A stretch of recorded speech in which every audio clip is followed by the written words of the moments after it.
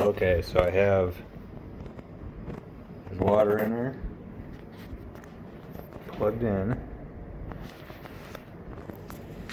and when I turn it on, see the green light turns on. I turn it all the way to the right, which should be highest setting. It does that, but it doesn't even get to the top of the tube there. So when I put this on, I mean, it does absolutely nothing. Nothing's coming out of here. Still green. Maybe this way is high. So I turn it like this. Still nothing. You should be able to see something.